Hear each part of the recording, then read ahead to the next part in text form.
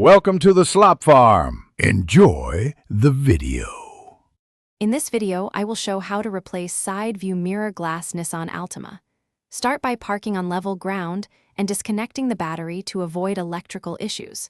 Remove the mirror housing gently with trim tools and set clips aside. Clean the backing plate thoroughly and test fit the new glass before applying adhesive or clips. Reconnect the battery and test the mirror heating and adjustment functions to ensure proper operation.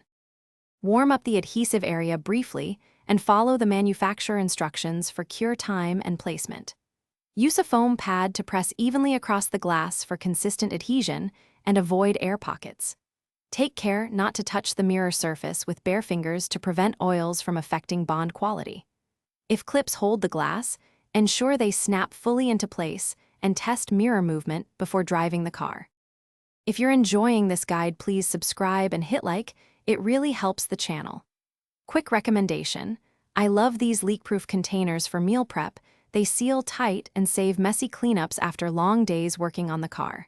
They stack nicely in a repair kit or glove box for snacks on the go. Check the description for the link and other deals, and now let's get back to the video. If the mirror fails to stay in place, inspect the backing plate and clip retention for damage and replace any compromised parts.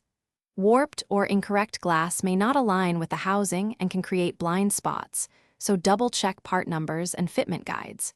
For heated mirrors, test electrical connectors for continuity and secure any loose wiring. Take your time with alignment to maintain safe visibility and avoid rework.